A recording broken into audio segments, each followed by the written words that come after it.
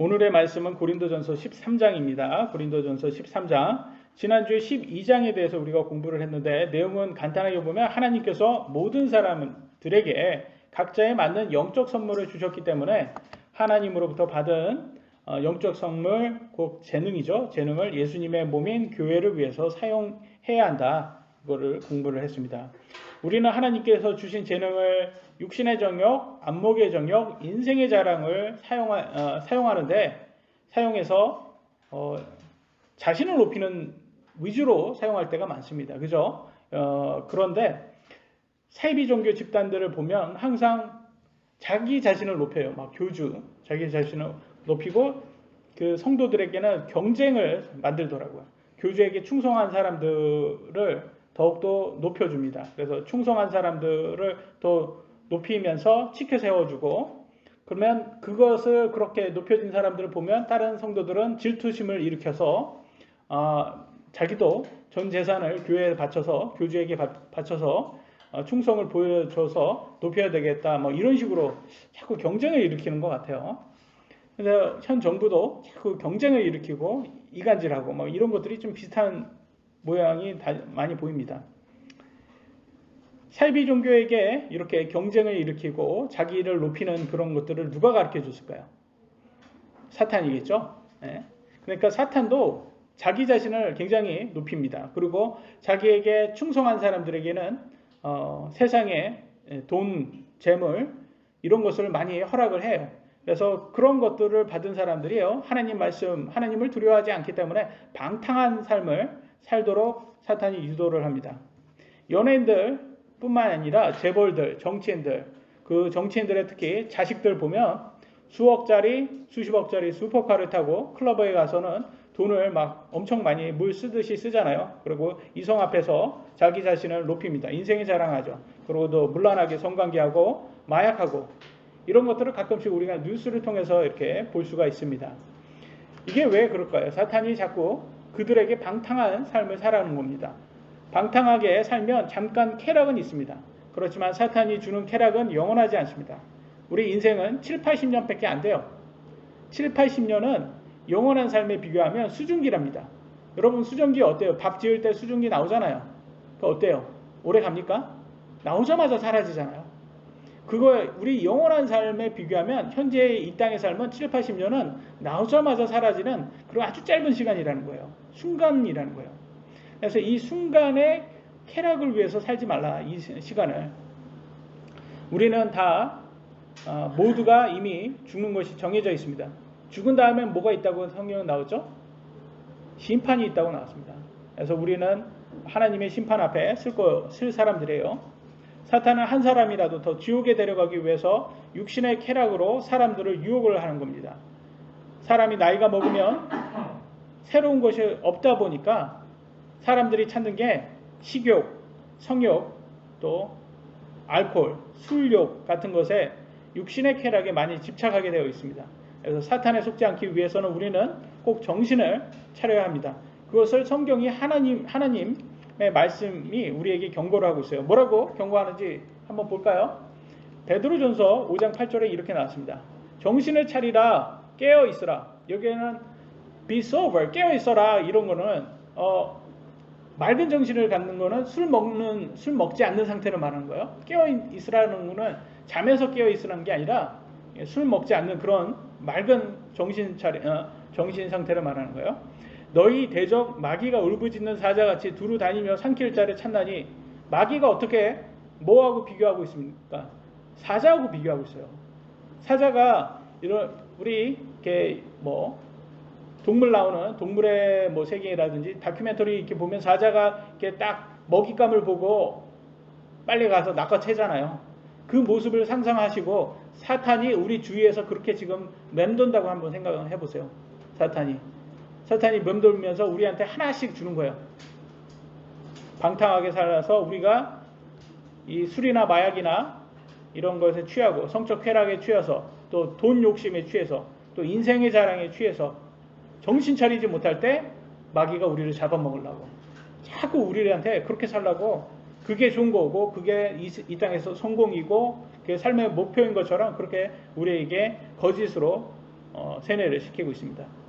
하나님께서 이렇게 그런데 하나님께서는 하나님의 말씀을 통해서 경고를 하는 거예요.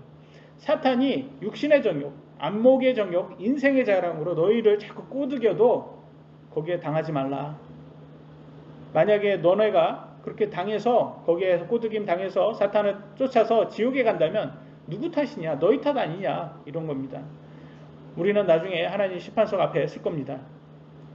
근데 어떤 사람이 나는 성경을 읽지 않아서 몰랐습니다. 여기 변명해봤자 하나님께서 너 몰랐구나 이랬을까요?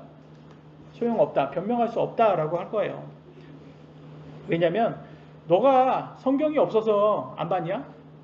특히 대한민국에 태어난 사람이 자유가 없어서 성경 보면 감옥 가니까 안 봤습니까? 관심이 없어서 안 본 거잖아요. 그래서 변명할 수가 없어요. 특히 우리는 교회에 와서 매주마다 하나님의 경고의 메시지를 배우고 듣고 있기 때문에 더욱더 변명할 수가 없습니다. 그래서 예수님의 몸인 교회에서 하나님 말씀을 배우고 하나님께서 주신 재능을 교회를 섬기는 데 써야 됩니다. 교회는 모두 성도들이 귀하기 때문에 절대 차별해서는 안 된다. 우리 고린도서를 통해서 우리가 차별을 하면 안 된다. 그걸 보고 있습니다. 각자 재능이 다 다르기 때문에 누가 더 많은 재능이 있다고 질투할 필요가 없어요. 재능이 부족하다고 업신 여길 필요도 없어요. 재능을 하나님께서 주시는 것이기 때문에 그 재능이 주인이 하나님이에요. 그러니까 하나님께서 많이 준 거는 그것도 하나님을 위해 쓰는 거고 하나님이 적게 주신 것은 하나님을 위해서 쓰면 되는 겁니다. 안타까운 것은 재능이 없는 사람이 하나님을 위해서 더 쓸까요? 재능이 많은 사람이 하나님을 위해서 더 쓸까요? 이상하게 성경에는 없는 사람이 하나님을 위해서 덜 쓴다고 얘기를 해요. 그래서 그렇게 경고를 하고 있어요. 재능이 없는 사람을 오히려 경고를 하고 있어요. 왜 그럴까요? 많은 사람들 거의 다수는 재능이 없기 때문에 그래요. 재능이 많은 사람들이 아웃스탠딩 하잖아요. 특출나게 보이잖아요. 왜 그래요? 수가 적어서 그런 거예요. 수가 특출난 사람들이 그 재능 많은 사람들이 많다면 그게 특출날 게 아니에요. 근데 재능 많은 사람이 아주 소수입니다. 근데 거의 대부분 우리들은 재능 하나씩밖에 안 가졌다는 식으로 그렇게 비유를 하세요. 그래서 재능을 하나를 줬어요. 그러면 몇 개를 더 그걸로 가지고 어떻게 하나요? 2배로만 만들면 되는 거예요. 재능 하나 더 2배로만 만들면 하나 가진 사람은 2개 만들면 되고 2개 가진 사람은 4개 가지면 되고 5개 받은 사람은 10개 만들면 되는데 다른 사람들은 다 그래서 하나님을 위해서 재능을 썼는데 하나 받은 사람이 재능을 하나님을 위해서 쓰지 않았어요. 그래서 어떻게 됐는지 한번 볼까요? 그 사람은 마태복음 25장 26절로 27절 30절 그의 주인이 그에게 응답하여 이르되 악하고 게으른 종아 너는 내가 뿌리지 않은 데서 거두고 흙 뿌리지 않은 데서 모으는 줄 알았으니 그러므로 내가 내 돈 바꾸는 자에게 맡겨서 내가 올 때에 이자와 함께 내 것을 받게 했어야 함이 마땅하도다. 너희는 이 무익한 종을 바깥 어둠 속에 내던지라. 거기에서 슬피 울며 이를 갈미 있으리라 하니라. 하나 가진 사람이 하나도 2개를 만들지 않고 또 이자 맡기는 사람한테 줘서 그 이자라도 얻게 해야 되는데 그 재능을 하나도 안 썼어요. 하나님을 위해서. 하나도 안 썼다는 거예요. 그냥 방치했던 거예요. 아니면 자기 육신을 위해서 썼다는 거예요. 그런 사람이 어디로 가고 있습니까? 슬피 울며 이를 가는 곳으로 가고 있어요. 예, 성경에는 슬피 울면서 이를 가는 곳은 지옥이에요. 천국에서 그럴 일이 없잖아요. 그래서 슬픔도 천국은 슬픔도 없잖아. 고통도 없고. 근데 눈물도 없고. 근데 슬피 울며 이를 가는 곳, 이 지옥입니다. 지옥을 가고 있어요. 참 안타깝죠. 그래서 우리가 이걸 보면서 무엇을 배워야 될까요? 우리도 재능이 많이 받지 않았으니까 이 재능을 우리는 재능 많이 받지 않았으니까 뭐 하나님께서 뭘 바라시겠어? 우리같이 보통 같은 사람인데 그럴 게 아니라는 거예요. 우리같이 보통 같은 사람들이 많다는 대부분이라는 거예요. 이런 사람이 정말 하나님을 위해서 쓰냐 안 쓰냐가 중요한 거예요. 여러분 우리의 행동, 우리의 실천은 우리의 믿음을 대변을 해줍니다. 여러분 로또 왜 사십니까? 로또 사시는 분들 왜 삽니까? 로또 사는 사람들이 그냥 막 말은 그래요. 그냥 뭐 기분 전환용이야. 그래도 기분 좋잖아. 5,000원의 행복. 5,000원으로 일주일 동안 행복한다. 그럼 기분 전환용이야. 근데요. 그런 사람들이 만에 하나 뭐 0.0001%라도 당첨되지 않는다라고 하면 기분 전환이 될 수가 없는 거예요. 왜? 당첨된다는 그런 소망이라도 가질 수 있기 때문에 그게 기분 좋거든요. 그래서 자기는 아니라고 보통 사람들은 말하지만, 근데 뭐 사는 사람을 뭐라고 할 수는 없어요. 왜냐면 나라가 더 힘들면 힘들수록 그렇게 그런 거를 바라는 사람이 많다고 합니다. 그러니까 또 그래서 또 당첨되는 사람들도 있으니까. 근데 저는 안 사요. 그 5천도 아까운 거예요. 왜? 저는 당첨된다고 믿지 않기 때문에. 믿음이 없어서 그런 거예요, 저는. 그러니까 로또 사는 거를 뭐라고 할 수도 없고 로또 안 사는 걸 뭐라고 할 수 없어요. 그건 개인의 선택인 거죠. 근데 이걸 왜 말씀드리냐? 이게 다 믿음이 우리가 어떤 행동을 하냐, 어떤 실천을 하냐 보여준다는 거예요. 그러니까 믿음이 없는 사람들은 교회에 나올까요? 안 나올까요? 안 나와요. 왜? 자기는 듣고 싶은 마음이 없고 하나님의 말씀을 듣고 싶지도 않고 실천하고 싶지 않은 거예요. 경청할 마음이 없는 거예요. 행위 없는 믿음이 죽은 거라고 하잖아요. 죽은 믿음과 같다. 왜? 실천하지 않기 때문에 믿음이 없는 거라는 거예요. 그래서 물금침내 교회 성도들 모두가 서로 존중하여 어떤 분쟁도 없는 교회가 되고 각자의 재능을 예수님의 몸인 교회를 섬기는 것으로 사용하셔서 하나님께 큰 보상 받고 칭찬받는 성도들 되시길 예수님의 이름으로 기도드립니다. 아멘. 여기까지 12장에 대해서 복습을 했고요. 오늘 13장 들어가 보도록 하겠습니다. 13장은요. 첫 번째, 상대를 배려하는 사랑이 제일 중요하다. 사랑을 강조하는 부분이 나옵니다. 근데 여기에서 이 사랑이 세상에서 말하는 사랑과 다른 사랑이에요. 그것도 정의도 볼 거예요. 두 번째로 첫 번째는 상대를 배려하는 것이 사랑이다. 이 사랑이 가장 중요하다. 보겠습니다. 첫 번째 고린도전서 13장 1절입니다. 내가 사람들의 언어들과 천사들의 언어들로 말할지라도 사랑이 없으면 소리나는 징과 울리는 꽹과리가 되고. 우리가 지금 언어들이 세상 사람들이 쓰는 언어들이 많습니다. 그죠? 세계의 언어도 얼마나 많습니까? 방언도 많고 특히 뭐 어떤 부족 같은 경우는 한 나라인데도 부족 같은 데는 방언들이 상당히 많잖아요. 그죠? 서로 통하지도 않는 그런 방언들까지 포함하면 어마어마하게 숫자가 많을 겁니다. 게다가 또 천사들의 언어가 따로 있나 봐요. 그죠? 천사들의 언어라고도 합니다. 근데 이렇게 재능이 많아요. 이렇게 재능이 아무리 많아도 사랑이 없으면 말짱꽝이라는 거예요. 소리나는 징과 울리는 꽹과리. 듣기 거북하는 그런 소리와 같다라는 거예요. 그래서 한국말은 끝까지 들어야지 된다는 그런 말이 있듯이 왜 그러냐면 처음에 보면 이렇게 누가 와서 여러분한테 말을 딱 하면 칭찬한 것처럼 당신 자기 너무 좋아 뭐 이렇게 해서 시작을 해요. 시작은 하는데 자기 너무 좋아라면서 시작하는데 결국 알고 보면 다 그 사람 뭐 비난하고 자기 칭찬하는 걸로 끝납니다. 그래서 자기를 높이는 걸로 끝나는 사람들이 있어요. 여러분 이런 사람들하고 얘기해 보셨죠? 그죠? 이런 사람들하고 얘기하면 이상하게 얘기하면 칭찬을 해주는 것 같은데 기분이 나빠요. 이상한 그런 아주 왜냐면 알고 보면 그게 칭찬이 아니라 비난하고 자기 자신을 높이고 자기 자신을 인생에 자랑하는 사람들이 있어요. 오늘날 이런 사람들을 전문 용어로 꼰대라고 합니다. 들어보셨죠? 꼰대. 나이가 먹을수록 근데 우리들도 꼰대가 되어 갈 수도 있어요. 그래서 조심해야 돼요. 그래서 부자들 나오는 드라마 보시면 어때요? 그 부자들이 막 자존심 엄청 강하고 다 배운 사람들이고 돈 많은 사람들이니까 서로를 막 이렇게 말꼬리 잡고 막 이렇게 하면서 은근히 상대를 낮추려고 하잖아요. 자신을 높이고. 그러면서 그렇게 사는 그런 모습이 잘 나오는데 그런 거를 얘기하는 것 같아요. 성경에서도 교회 나와서 너네들 성도들끼리 얘기할 때 자꾸 사랑 없이 상대방을 배려하지 않고 그렇게 상대를 낮추고 나를 높이려고 그런 대화하는 것은 그건 사랑이 없는 거다. 그거는 진과 꽹과리 같이 소음일 뿐이다. 이렇게 말합니다. 하나님은 사랑으로 상대를 배려하는 그리고 자신을 겸손히 낮추는 사람을 좋아하십니다. 교회는 인생에 자랑하는 곳이 되어서는 안 됩니다. 한국 교회 보면 항상 이렇게 누구누구 성도 얼마 헌금하셨습니다. 얼마 뭐 특별 헌금하셨습니다. 그러면서 막 많은 사람 앞에서 막 이렇게 높이 세우고 막 이렇게 자꾸 막 이렇게 인생의 자랑을 시키고 경쟁시키고 막 그래요. 저는 그런 거 보면서 저게 정말 교회가 저런 곳이 되어서는 안 되는데 이런 생각을 많이 합니다. 우리는 그런 곳이 되어서는 안 됩니다. 교회는. 두 번째, 2절은 이렇게 나옵니다. 내가 대언하는 선물이 있고 모든 신비와 모든 지식을 이해하며 또 모든 믿음이 있어 산을 옮길 수 있을지라도 사랑이 없으면 내가 아무것도 아니요. 여기에서 대언은 설교, 오늘날로는 설교라고 생각하시면 됩니다. 하나님의 말씀을 대신 말하는 거예요. 설교를 하는 선물이 있어요. 그리고 하나님의 모든 신비의 말씀, 모든 지식, 성경의 지식을 다 이해해요. 그리고 정말 믿음도 커서 산도 옮길 정도로 믿음이 커요. 그렇다 하더라도 사랑이 없으면 아무것도 아니라는 거예요.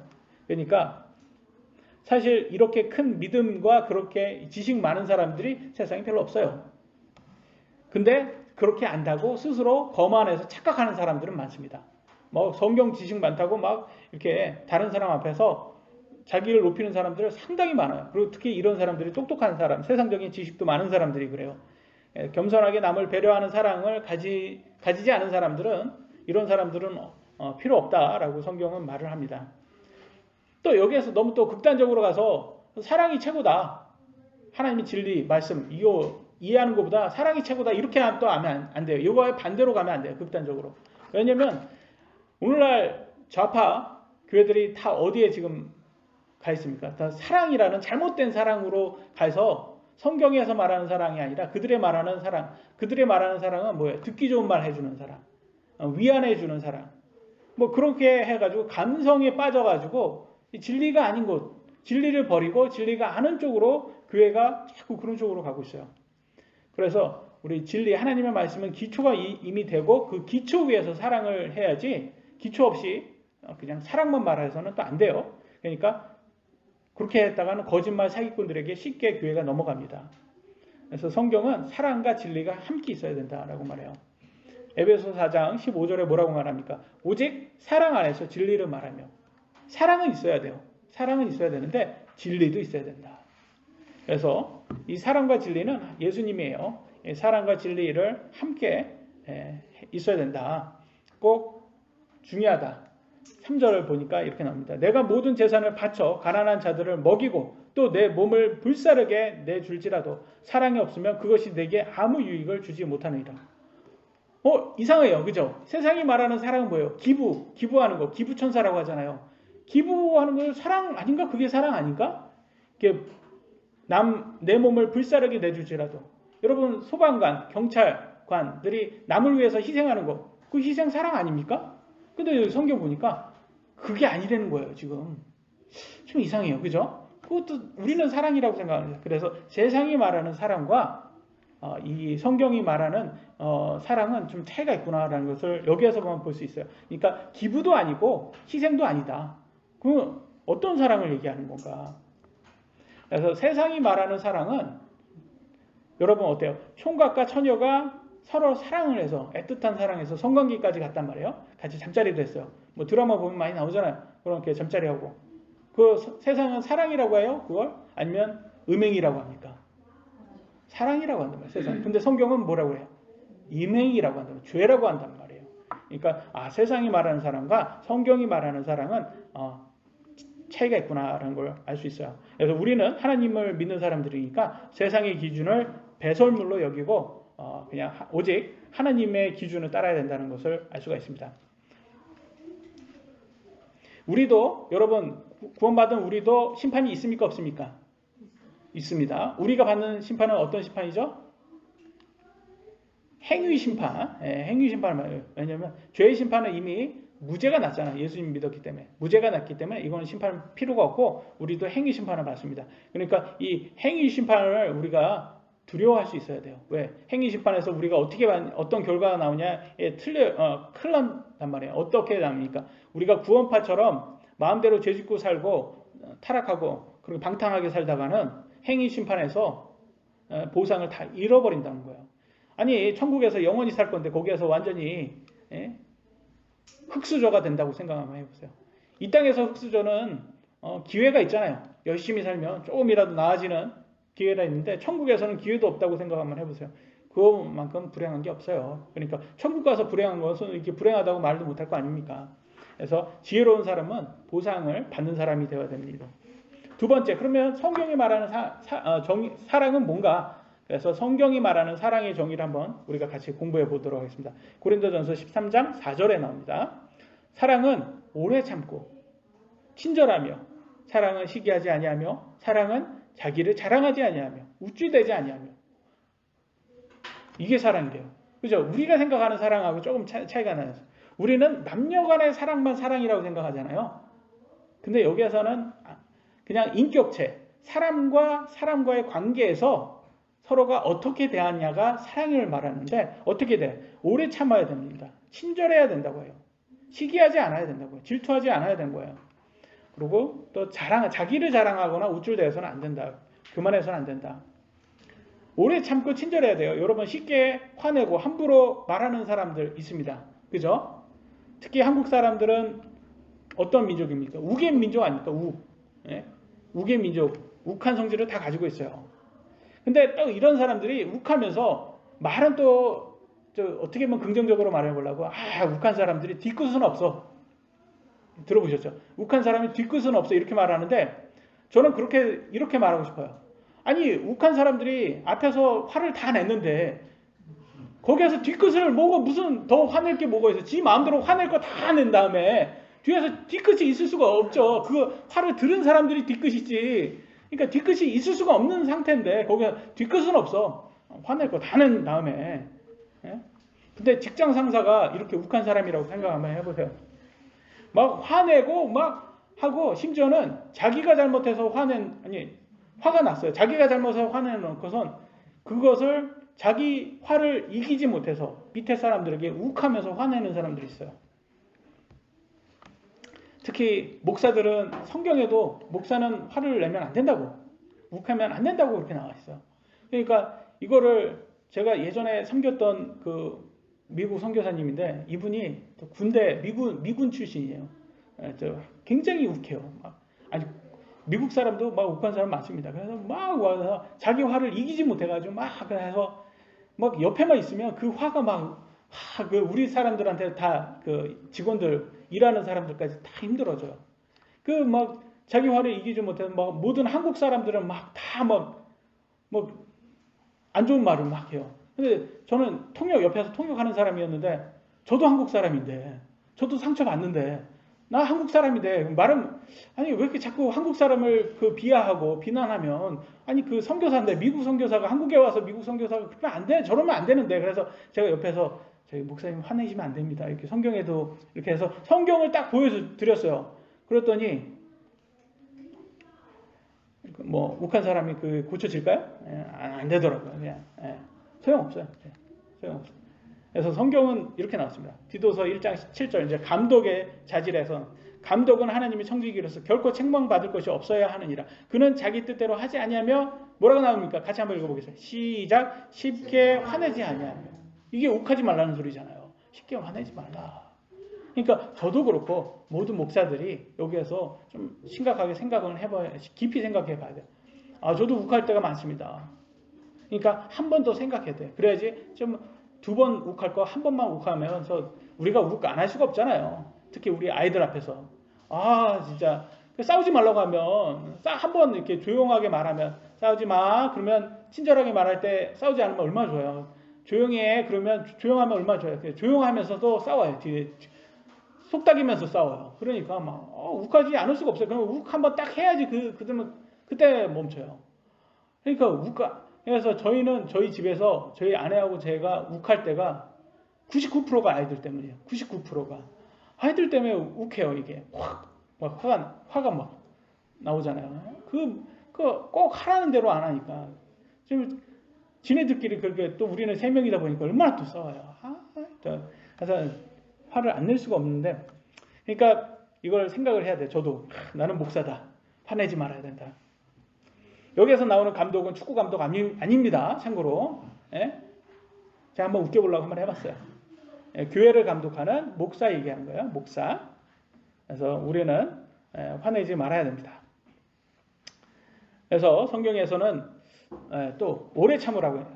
우리 하나님이 오래 참으시는 분이잖아요. 오래 참음으로 또 long suffering. 오래 참음으로 아주 유명하신 분이죠. 우리 하나님께서 왜 우리가 잘못할 때 바로바로 심판하지 않고 오래 참으실까요? 여러분 왜 그럴까요? 방관하는 건가요? 하나님께서? 또 우리나라 사람들은 그러잖아요. 누구 안 좋은 사람 있으면 저 귀신은 뭐 하나 몰라 안 잡아가고 심판을 안 하니까 좀 바로 좀 심판했으면 좋겠다라는 뜻으로 그렇게 얘기하잖아요. 근데 하나님은 왜 그렇게 심판을 안 할까요? 그러니까 적그리스도 같은 그런 짓을 많이 하는 사람도 그냥 방관하듯이 방치하듯이 그렇게 놔두잖아요. 왜 그럴까요? 하나님께서? 예, 그죠? 회개하기를 기다리는 거예요. 하나님께서. 충분히 기회를 준 다음에 나중에 심판을 하더라도 너한테 충분히 시간을 줬다라고 말씀하실 수 있으니까 충분히 기다리시는 거예요. 하나님께서. 회개할 시간을 충분히 주기 위해서 오래 참는다라고 하십니다. 그래서 하나님의 오래 참으시는 게 얼마나 큰 친절인지 우리는 깨달아야 돼요. 그리고 사랑을 시기하지 않는다라고 얘기해요. 자꾸 비교하면 쉽게 시기하고 질투합니다. 여러분 우리가 불행할 때가 언제예요? 남하고 비교할 때예요. 왜냐면 저 사람은 저렇게 좋은 거 많이 갖고 있고 유튜브 보면 좋은 거 가진 사람들이 꼭 이렇게 많이 남겨요. 보면 뭐 좋은 차들 가진 사람들. 그래서 저도 이렇게 자동차를 좋아하니까 자동차를 이렇게 보면 견물생심이잖아요. 견물생심. 자꾸 보면 이렇게 마음이 생겨요. 그래서 전기차 갖고 싶다. 뭐 이렇게 아니 필요도 없는 전기차를 왜 자꾸 갖고 싶은지. 그래서 인간은 다 똑같구나 이게. 견물생심이에요. 자꾸 보면. 그래서 요즘 잘 안 보려고 합니다. 봐도 저거 그림의 떡이니까. 그래서 자꾸 이렇게 저런 것들에 대해서 비교를 하니까 이게 불행해지는 거예요. 그래서 우리도 그렇잖아요. 여러분 어때요? 이렇게 비교할 때 불행해지지 않습니까? 그래서 내가 가진 것으로 만족할 때 그리고 그것으로 하나님께 감사할 때 행복해지는구나. 그래서 우리는 뭐 볼 때가 제일 행복하냐면 인간극장 볼 때 인간극장에서 보면 참 힘들게 헐게 사시는 들 보면 나는 진짜 아주 스포일 하구나 그런 생각이 많이 들지 않습니까? 그러죠. 저렇게 고생하시는 분들도 있는데 나는 이게 뭐냐 하나님께서 이렇게 많은 걸 허락해 주셨는데 이렇게 불평불만하면 안 되는구나. 그래서 좀 깨달을 때가 많이 있지 않습니까? 우리가 사실 여러분 꿈을 성취했을 다음이 기쁠까요? 아니면 꿈을 쫓을 때가 기쁠까요? 여러분 만족도가 언제가 더 만족을 있을 것 같아요? 예? 성취했을 때가 있을 것 같은데 오히려 성취하려면 많은 사람들이 공허하다고 해요. 이렇게 막 하는 그 스타들 있잖아요. 그런 사람들이 막 꿈을 쫓을 때는 그렇게 기쁘게 열심히 했는데 막상 딱 그 우뚝 서니까 스타로서 우뚝 서니까 너무 공허하다는 거예요. 그래서 내가 이렇게 크게 이뤄보니까 별거 없더라는 거예요. 그래서 이거구나. 하나님께서 우리한테 고생시키는 이유가 여기 있구나. 왜냐면 작은 거 이렇게 성취할 때 그 성취감, 만족감, 행복감을 더 얻는구나. 그래서 일부러 힘들게 하는 게 더 그런 거예요. 그래서 일단 게임할 때도 게임하고 비교하면 또 특히 남자분들은 이해되는데 스타크래프트 할 때 쇼미더머니 딱 치면 갑자기 게임이 재미없어져요. 왜냐면 레벨이 확 낮아지면서 성취욕이 없어지거든요. 이해되시죠? 이해가 잘 안 되시는 얼굴인데 이해되시라고 제가 게임 얘기까지 했는데도 이해가 잘 안 되시는 것 같아요. 아니 치트키 쓰면 게임할 때 치트키 쓰면 되게 재미없어지거든요.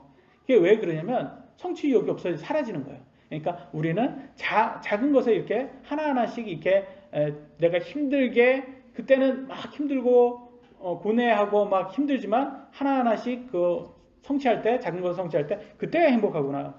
그래서 우리 아이들 지금 희영이가 아이패드를 사고 싶어 죽겠는데 엄마가 아빠가 안 사준단 말이에요. 근데 이거를 잘 참고 오래 참고 기다리고 용돈 모으고 딱 아껴서 딱 나중에 설 지난 다음에 딱 샀을 때 이 성취감이 더 큰 거예요. 그러니까 지금 막 안 사준다고 막 떼쓰고 막 그러면 한 대 맞고 두 대 맞아요.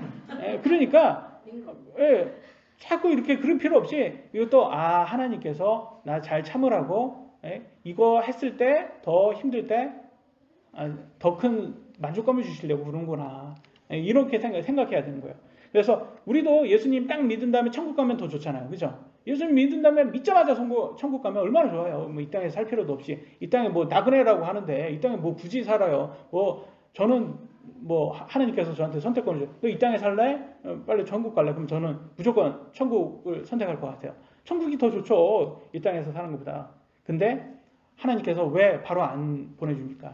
이 땅에서 고생할 때 고진감래라고 하잖아요. 고생한 다음에 나중에 더 큰 낙이 온다. 더 행복이 온다. 그래서 그것을 인내로 배우라는 것인 것 같아요. 그래서 우리가 그런 것을 배우는 것이, 그래서 남을 시기하지 않을 때 그게 사랑이구나라는 말씀을 보면서 질투하지 않고 시기하지 않는 게 이게 만족을 더 주시려고 하는 거구나. 다음은 자기를 자랑하지 않고 우쭐하는 게 사랑이라고 해요. 여러분 꼰대가 되면 세상에서 제일 재밌는 게 뭔지 아세요? 꼰대가 되면 제일 재밌는 게 자기 자랑이에요. 자기 라떼는 말이야. 요거처럼 재밌는 게 없어요. 라떼는 말이야. 그래서 남 비하하고 요즘 애들 비하하고 라떼는 말이야 너무 힘들었어 막 그러는데, 우리가들이 많이 하잖아. 우리도 꼰대가 되니까 40이 넘으니까 다 꼰대가 돼가지고 우리도 라떼는 말이야 뭐 이렇게 얘기를 하는데, 너네들 라떼는 말이야 테이프 알아? 테이프 카세트 테이프 알아? 뭐 그러면 요즘 애들 진짜 하나도 모르잖아요 이런 거. 그래서 막 옛날 얘기 많이 하죠. 그래서 좀 뭐라고 할까, 관종들이 더 많아진 것 같아요. 인터넷 보면, 인스타 같은 데 보면 항상 자랑하잖아요. 돈 자랑, 차 자랑, 집 자랑, 몸매 자랑, 외모 자랑, 명품, 옷, 가방 자랑, 보석 자랑. 알고 보면 다 인생의 자랑으로 지금 다 도배돼 있어요. 왜냐면 이게 제일 재밌거든요. 심지어 좌파들은 동물 사랑한다고 채식하잖아요. 자기의 의를 자랑하고, 나는 이 정도로 의로운 사람이야 막 이렇게. 근데 알고 보면 딱 이렇게 동물 보호센터 가보면 다 이렇게 그냥 안락사 시키려면 안락사 시키지, 왜 애를 막 개들 보면 다 그 뭐 서로 잡아먹는데요. 개가 막 병들게 놔두니까 먹을 거 없이 안 주니까, 어떤 뭐 시에는 뭐 이렇게 보호센터 가보니까 개가 개를 잡아먹는데요. 죽어 있는 개 사체를 막 먹는다고 막 그 기사에 나오더라고요. 그런 거 보면 이 좌파 보호단체 얘네들 보면 이게 그냥 세금 먹으려고 시민단체구나. 세금 먹으려고 하는 거구나. 그러니까 의로운 거는 우리의 무슨 의가 있습니까? 인간에게 다 더러운 누더기와 같죠. 우리 인간의 의는 예수님의 의가 없으면 아무것도 없어요. 그래서 우리는 다 우쭐대거나 이거 사랑 아니라고 합니다. 그래서 성경 보면 요한복음 3장 30절에 뭐예요? 그분은 예수님이죠. 흥하여야 하되 나는 반드시 쇠하여야 하라. 그러니까 우리는 낮아져야 되고 예수님은 높아져야 된다. 그래서 오직 예수님만 높여줘야 된다. 여러분, 하나님께서 사탄을 왜 내쫓았어요? 하늘에서. 사탄이 누구 자리를 탐했어요? 하나님 자리에 올라서 자기를 높이려고. 나라고 하나님 안 돼? 그리고 자기를 높이려고 하니까 내쫓겼잖아요. 그러니까 우리는 이렇게 자꾸 우쭐대고, 그러면서 많은 사람들이 자꾸 하나님, 예수님의 자리에 올라가려고 그래요. 자기가 신이 되려고 하는 사람들이 있어요. 그래서 진화론 자체가, 인본주의 자체가 다 내 자신이 주인이 돼가지고 내가 신 자리로 가요. 근데 우리는 종이에요. 인간은 종이에요. 우리의 주인은 예수님, 하나님이시란 말이에요. 그래서 그걸 알아야 된다. 5절 보니까 이렇게 나왔습니다. 무례히 행동하지 아니하며 자기 것을 추구하지 아니하며 쉽게 성내지 아니하며 악을 생각하지 아니하며. 아까 말의 반대의 말이죠. 똑같은 뜻입니다. 친절의 반대는 무례죠. 무례한 행동하지 말라. 오래 참음의 반대는 쉽게 성내지 않는 것이죠. 쉽게 성내는 게 오래 참음의 반대죠. 무례한 행동은 쉽게 성내는 사람들, 무례한 행동, 이런 건 사랑이 아니다. 남을 배려하지 않고 자기 것을 추구하는 것, 또 악을 생각하는 것, 사랑이 아니라고 말합니다. 사랑이라고 하면 우리는 남녀간의 사랑, 이런 것만 생각하지만 성경에는 인격체와 인격체의 관계에서, 인간관계에서 그 사람을, 상대방을 어떻게 대하느냐, 우리의 행동이 그게 사랑인 것을 보여주고 있습니다. 근데 오늘날은 이 사탄이 사탄과 사탄의 사람들은 적그리스도잖아요. 그 사람들이요, 하나님을 반대하는 것을 사랑이라고 자꾸 가리키고 있습니다. 그래서 여러분, 악이라는 건 뭐예요? 악은 하나님의 말씀의 반대가 악이에요. 그죠? 선은 뭐예요? 하나님의 말씀이 선이잖아요. 그러니까 자꾸 하나님의 말씀이 악이라고 하고, 자기네들은 하나님 말씀 반대하는 자기들이 오히려 선이라고 하는 애들이 있어요. 그리고 성경은 그런 애들을 이렇게 말합니다. 이사야서 5장 20절. 악을 선하다 하며 선을 악하다 하고 어둠을 빛으로 삼으며 빛을 어둠을 삼고 쓴 것으로 단 것을 삼으며 단 것을 쓴 것을 삼는 자들에게 화가 있을지어다. 하나님의 심판이 있다고 분명히 그럽니다. 예수님 재림하시면 이렇게 자꾸 하나님을 반대하는 예수님 적그리스도적인 것들을 하는 사람들에게 분명히 죄가 있다고 말을 합니다. 근데 오늘날 전 세계가 어떻게 좌쪽으로 지금 가고 있죠. 세상이 좌경화되고 있어요. 왜 그럴까요? 하나님께서 방관하게 지금 이 세상을 놔두고 있는 겁니까? 아니에요. 세상의 끝으로 갈수록 하나님께서 이런 세상에도 너네가 믿음을 끝까지 지키는 사람이 있냐 해서 아브라함을 찾듯이 하나님이 아브라함을 찾듯이 알곡을 찾고 있는 거예요. 지금 끝까지 믿음을 지킨 사람만이 구원을 받는다고 그렇습니다. 마태복음 10장 22절에 나오잖아요. 또 너희가 내 이름으로 인하여 모든 사람에게 미움을 받을 터이나 끝까지 견디는 자는 구원을 받으리라. 이게 뭐예요? 마지막 때예요. 마지막 때는 예수님 믿는다고 하면 무조건 미움받는 사람들이에요. 그럼에도 불구하고 끝까지 하나님 말씀 붙잡는 사람만이 구원받는다는 거예요. 그래서 오늘날 보면 이 백신 안 맞은 사람들 자꾸 다 미워하잖아요. 근데 대부분 또 백신 안 맞은 사람들 중에서는 뭐 건강적인 이유도 있지만 또 교회 다니시는 분들도 많단 말이에요. 그래서 또 교회 이런 식으로 해가지고 또 정부가 현재 좌파 정부가 또 교회를 탓하고 모든 또 옛날에 초에 뭐 이 코로나가 이렇게 번졌을 때 다 누구 탓했어요? 교회 탓했잖아요. 이게 어떤 거하고 마찬가지지만 히틀러가 유대인들 증오하라고 선동했던 거하고 똑같아요. 같은 방식이에요. 히틀러가 그러잖아요. 야, 너네들 유대인은 다 나쁜 놈들이야. 다 저주하고 증오해라. 그리고 오늘날도 대한민국이 지금 그런 거야. 다 교회 다니는 사람들 다 저주하고 증오해라. 지금 이런 식으로 끌고 간단 말이에요. 또 6절 보니까 이렇게 나와 있습니다. 불법을 기뻐하지 아니하고 진리를 기뻐하며 여기에서도 마찬가지예요. 불법 하나님의 법을 반대하는 사람들. 그러니까 하나님 법을 어기는 사람들. 근데 그런 사람들은 또 기뻐해요. 그래서 좌파, 또 낙태법 이런 걸 하고 낙태를 합법화하고 이런 걸 기뻐하잖아요. 낙태를 합법화하는 걸 기뻐하고 동성애자가 이성애자를 역차별하는 그런 사람들을 그런 법으로 정해서 그게 평등한 것처럼 법으로 정해서 결국은 얘네들이 가고자 하는 게 기독교를 불법화하려고 하는 거예요. 기독교. 너네들 교회 가는 거 불법이야. 자꾸 이렇게 하려고 해서 얘네들은 그런 것을 좌파는 악법으로 만들고 그것을 기뻐합니다. 그래서 오늘날 보면 좌파들이 만드는 법을 한번 보시면 아시겠지만 얼마나 문제점이 많은지 우리가 알 수가 있습니다. 7절 보도록 하겠습니다. 모든 것을 참으며 모든 것을 믿으며 모든 것을 바라며 모든 것을 견디느니라. 이 모든 것은 하나님의 말씀일 거예요. 그래서 하나님의 말씀을 위해서 모든 걸 참으셔야 돼요. 또 하나님 말씀을 모든 것을 믿으셔야 돼요. 또 하나님의 말씀을 바라면서 뭘 바랄까요? 하나님 말씀에는 뭐가 있다고 했어요? 앞으로는 예수님의 재림을 있다고 했어요. 그래서 예수님의 재림을 여러분 바라셔야 돼요. 그래서 그때까지는 견디셔야 된다라고 나와 있습니다. 그래서 또 마지막 세 번째, 영원한 사랑은 하나님 말씀입니다. 그래서 하나님 말씀과 사랑과의 비교를 나와 있습니다. 13장 8절에 이렇게 나왔어요. 고린도전서 사랑은 결코 없어지지 아니하되 대언은 이따에도 없어질 것이요 탄어들도 이따에도 그칠 것이며 지식도 이따에도 사라지리라. 사랑만 남고 나머지는 다 없어진다고 그래 나와 있어요. 근데 비슷한 부분이 있어요. 마태복음 24장 35절에 보면 이렇게 나왔어요. 하늘과 땅은 없어지겠으나 내 말들은 없어지지 아니하리라. 그러니까 세상의 모든 것은 다 없어지는데 하나님 말씀만은 없어지지 않아요. 그러니까 사랑은 다른 건 다 없어지는데 사랑은 없어지지 않아요. 그렇다 보면 사랑과 하나님 말씀이 일치한다는 것을 볼 수가 있어요. 그렇죠?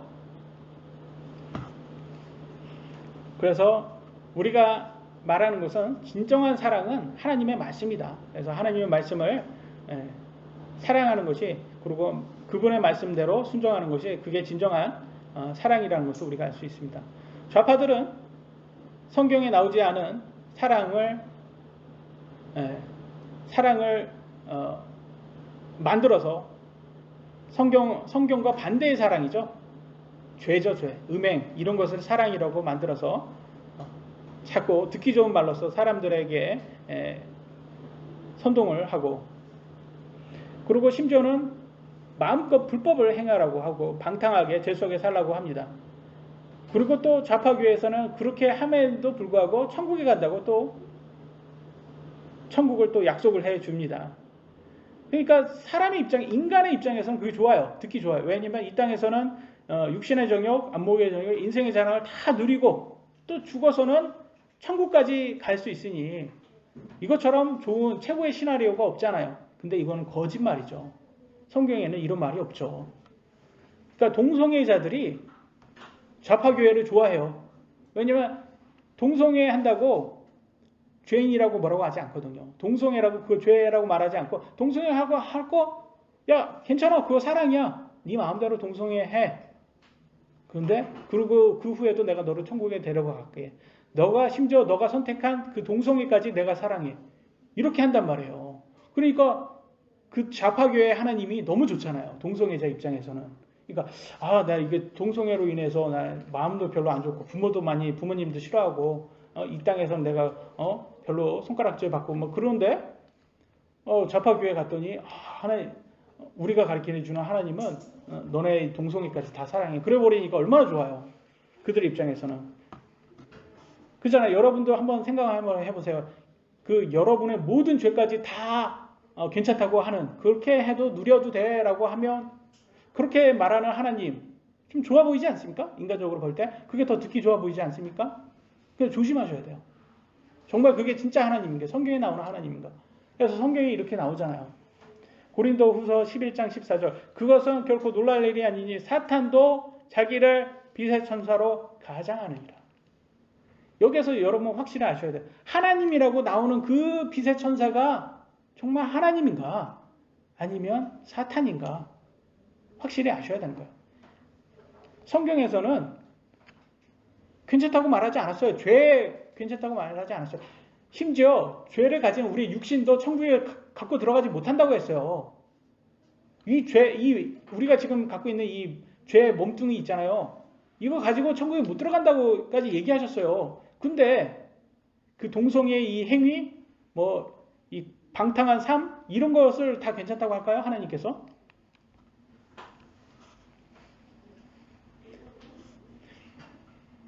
성경에서 하나님께서 이스라엘이 그 홍해에서 딱 이렇게 구원해 줬죠. 우리 출애굽기 보니까 다 보셨잖아요. 지금 다 읽고 있잖아요. 그 부분. 딱 이집트 숙박에서 딱 구해 주셨는데 홍해를 건너서 그 기적 같은 것을 다 보여주시면서 딱 왔는데 뭐 했어요? 그걸 모여가지고 모세가 시내산에서 십계명 받는 동안에 걔네들이 모여서 뭐 했어요? 귀걸이로 해가지고 뭐 했어요? 금송아지 만들어서 우상을 섬겼잖아요. 그리고 거기에서 벌거벗고 막 음란하게 그 행동했잖아요. 하나님께서 내가 사랑이야. 그러면서 다 너네 그걸 다 받아줘. 그렇게 했었어요? 아니면 거기에서 모세가 딱 내려왔을 때 누가 하나님의 사람이냐? 그러면서 칼로 막 다 해서 3,000명을 다 죽여버렸어요. 그러니까 하나님은 아주 무서운 거예요. 그 죄를 다 그냥 그 자리에서 그 구약시대 때는 다 제거를 해버렸단 말이에요. 이 죄를 이렇게 도려낸 거예요. 그거. 죄를 같이 갈 수가 없다라는 거예요. 그런 사람들. 레위 사람들이 거기에서 칼로 다 죽였잖아요. 3,000명이 그 자리에서 다 죽었어요. 오늘날 같으면 그건 뭐 좌파들은 뭐라고 하겠어요. 하나님을 막 비난하겠죠. 어떻게 그 귀한 3,000명을 다 죽였냐고. 아니 3,000명이라도 죽어서 나머지는 살았잖아요. 그걸 못 보는 거예요. 그 죄를 다 도려내야 되는데 그걸 못 보는 거예요. 그러니까 많은 사람들이 자꾸 우리 육신적으로 듣기 좋은 말로 해가지고 자꾸 하나님을 저 사탄 빛의 천사로 이렇게 가장해가지고 더 듣기 좋은 말로 말하는 거예요. 야 우리의 하나님은 용서의 하나님이야. 다 괜찮아. 네 죄 져도 괜찮아. 다 괜찮아. 자꾸 한국의 많은 좌파교회들이 다 그걸로 지금 40년 이상을 장사를 해가지고 장사해가지고 잘 했죠. 그래가지고 지금 큰 교회도 많이 됐고 그랬는데 중요한 것은 그게 정말 하나님이냐 아니면 빛의 천사로 가장한 사탄이냐 알아야 된다는 거예요. 근데 여러분 항상 그래요. 너무 잘해주잖아요. 의심해봐야 돼. 너무 잘해주면. 근데 다 괜찮아. 다 괜찮아. 너무 잘해주잖아요. 아니 세상에 사기꾼들 보잖아요. 다 너무 잘해줘요. 그럼 또 의심해봐야 돼. 여러분 1억을 투자하면 한 달에 200만 원씩 이자로 준대요. 좀 너무 좋잖아요. 그냥 알고 보니까 뭐예요. 강남에 무슨 집사라는 여자가 사기친 거 아니에요. 그 교회 사람들한테. 해가지고 뭐 200억 이상을 사기쳤다고 하잖아요. 그때. 너무 좋잖아요. 저 1억만 맡기면 200만 원씩 준다. 그게 말이 돼요? 그게? 신천지 사람들이 와서 뭐 아무것도 볼 것도 없는 가난한 대학생들한테 와가지고 막 너 힘들지? 지금 대학생 돈도 없고 가난한데 밥도 사주고 막 고민도 들어주고 뭐 그래? 그러면 내가 너 좋은 사람도 내가 소개시켜줄게. 막 그래서 뭐 멘토라고 해가지고 좋은 사람 막 소개시켜줘서 무슨 교수님 이렇게 해가지고 와가지고 막 얘기해주니까 20대 애가 볼 때는 이것처럼 사랑이 없는 거예요. 아니 나를 위해서 교수님이 와가지고 나한테 와서 저런 이렇게 귀한 말씀을 다 전해줘. 알고 보니까 뭐예요? 신천지잖아. 저희 신천지 다 데리고 와서 세뇌시켜가지고 다 전재산 집에서 다 전재산 갖고 와라 막 이렇게 하잖아요. 얘네들 막 이렇게 옥죄가지고. 근데 얘네들이 거기에 못 빠져나와요. 왜? 그 맛을 봤잖아요. 저렇게 나 아무것도 아닌데 나한테 저렇게 뭐든지 다 내어주는 저 사람들의 사랑. 그게 진정한 하나님의 사랑이 아닌가? 아니에요. 그게 쥐약이죠. 쥐약. 그 사기꾼들이 처음엔 다 잘해주잖아요. 쥐약이잖아요. 그러니까 그거를 딱 알고 빠져나와야 되는데 환상 속에 빠지는 거예요. 얘네들이. 환상 속에. 하나님 그러면 사랑 그러면서 모든 것을 다 용서해주는 하나님 예수님을 상상을 하고 성경에 하나님은 안 그래요. 그냥 하나님께서는 분명히 언약이잖아요. 약속이라는 거예요. 둘 중에 한 사람이 깨면 그 깨지는 약속이에요. 여러분 약속인데 한 사람은 깼어요. 둘이 약속했는데 형준이하고 나한테 했는데 나하고 약속했는데 한 사람이 깼어요. 그럼 약속이 그게 계속 가요? 안 가잖아요. 안 가잖아요. 그러니까 약속이라는 건 언약이잖아요. 말로 한 약속이에요. 하나님은 항상 그랬잖아요. 아브라함한테 너한테 복 준다. 내가 다 복 준다. 그 대신 조건이 뭐예요? 하나님 말씀 잘 순종해라. 그러니까 다시 출애굽기로 가서 보니까 뭐예요? 그때 막 저 송아지 만들고 그러니까 하나님께서 뭐라고 했어요? 저거 다 죽여버리고 내가 너를 통해서 큰 민족을 내가 만들겠다. 이렇게 하잖아요. 그러니까 모세가 그래도 좀 하나님한테 좀 어떻게 군멸하게 하나님 그래도 쟤네들 불쌍한 쟤네들 저거 용서해 주셔야죠. 그러니까 3,000명만 딱 이렇게 제거하고 그냥 마셨어요. 그때도. 그래도 또 모세가 또 그런 사람이니까 아주 국률의 사람이니까 그렇게 남지. 제가 만약에 모세의 자리에 갔으면 저 없애야 됩니다. 저 같은 사람이 저게 가면 안 되는 거예요. 그런 위치에 될 사람이 아닌 사람이 가면 안 돼요. 그래서 참 오늘날 보면 우리들 어떠세요? 이렇게 극단적인 좌파 극단적인 우파가 이렇게 조심해야 되는 거예요. 저도 막 좀 조심을 해야 되는 게 그 프랑스 혁명 같은 걸 보면 다 극단적으로 돼서 그렇게 하는 거예요. 다 제거하면 저 사람들 다 제거하면 저 좌파들 다 제거하면 좋을 것 같죠. 저 부패된 사람 다 제거하면 좋을 것 같죠. 다 또 다른 부패된 사람이 그 자리에 올라가서 앉아요. 그러니까 사람은 다 소용이 없다. 그러니까 하나님만이 의롭다라는 것을 우리가 알 수가 있습니다.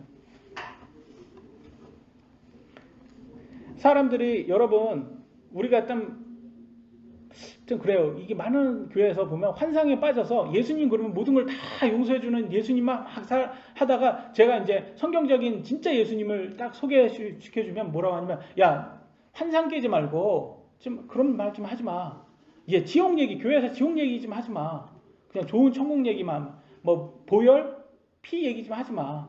그런 거 얘기하지 마. 부활 그런 거 얘기하지 마. 지금이 더 중요하지. 자꾸 환상 깨지 마. 이런 사람들이 있어요. 그래서 바울이 이런 사람들에게 이런 말을 합니다. 갈라디아서 4장 16절에 그런즉 내가 너희에게 진리를 말하므로 너희가 원수가 되었느냐. 아니 성경대로 가르쳐주니까 오히려 원수 취급하는 사람들이 있어요. 오히려 성경대로 가르쳐주니까 저 사람 뭐라고 하는 사람들이 있어요. 조심해야 됩니다. 하나님 말씀만이 진리예요. 9절로 10절 우리가 부분적으로 알고 부분적으로 대언하나 완전한 것이 오면 그때 부분적인 것이 없어지리라. 진정한 완전한 것은 뭐예요? 부분적인 하나님의 말씀이 아니라 완전한 하나님의 말씀은 누구예요? 예수님이에요. 예수님께서 재림하면 우리가 예수님을 모든 것을 다 안다고 성경 말합니다. 13장의 11절로 12절 내가 아이였을 때는 아이처럼 말하고 아이처럼 깨달으며 아이처럼 생각하였으나 어른이 되어서는 아이들의 일들을 버려놓으라. 우리가 지금은 거울을 통하여 희미하게 보나 그때에는 얼굴을 마주 대하여 보며 내가 지금은 부분적으로 아나 그때에는 주께서 나를 아시는 것과 같이 나도 알리라 라고 말합니다. 그래서 예수님의 재림하면 모든 것이 다 이제 해결되고 예수님을 모든 걸 다 알 수가 있다라는 것을 지금 얘기를 해주고 있습니다. 그때까지 우리는 예수님의 재림에 소망을 하면서 끝까지 잘 참아야 됩니다. 그래서 마지막에 또 이런 말씀이 또 있습니다. 13절에 그런즉 이제 믿음, 소망, 사랑 이 셋은 항상 있으나 이것들 중에 가장 큰 것은 사랑이라. 그래서 진정한 사랑을 우리 하나님께서 알려주고 있습니다. 진정한 사랑은 뭐예요? 다른 사람에게 이렇게 자기를 높이지 않고 자기를 낮추고 다른 사람을 친절하게 대하는 것을 알 수가 있어요. 그래서 믿음, 소망, 사랑 이거 세 가지 이게 각 가정집마다 크리스찬임에 있는 집들 많이 있죠. 믿음, 소망, 사랑 이것 때문에 그런 거예요. 그래서 믿음, 소망, 사랑이라고 이렇게 말만 이렇게 해놓고선 교회 와가지고 맨날 싸우고 분쟁하면 그 말과 행동이 다른 거예요. 그 오늘날 좌파들처럼 말과 행동이 다른 그런 사람이 된단 말이에요. 그러니까 우리가 중요한 것은 믿음, 소망 다 중요하고 하지만 우선순위로는 사랑이 제일 중요하구나. 그렇기 때문에 우리가 예수님 재림하기 전까지는 소망으로 예수님의 재림을 기다리지만 그때까지는 서로 사랑으로 배려해야지 끝까지 신앙생활이 가는구나 라는 것을 알 수가 있어요.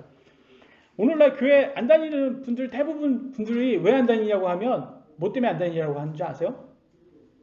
교회 다른 성도로도 싸워가지고 안 다녀요. 다 그래요. 교회 갔더니 막 누구 거시기 누구가 잘난 척을 너무 하는 거예요. 그거 보기 싫어서 내가 안 간다. 이런 사람들이 많아요, 은근히. 그러니까 너무 그 교회에서 그런 식으로 해서는 그게 걸림돌이 되는 거예요. 우리가 걸림돌. 그래서 그렇게 되지 않기 위해서는 서로가 배려를 해줘야 되는, 우쭐대지 않고. 그래서 교회는 인생에 자랑하는 곳이 되어서는 안 된다. 분쟁하는 곳이 되어서는 안 된다. 다투는 곳이 되어서는 안 된다. 서로를 존중하는 성도들이 되어야지 나중에 하나님 만날 때 우리가 보상을 받는다. 그래서 묽은 침례 교회는 사랑을 실천해서 하나님께 꼭 인정받는, 칭찬받는 성도 되시길 예수님의 이름으로 기도드립니다. 기도하시겠습니다.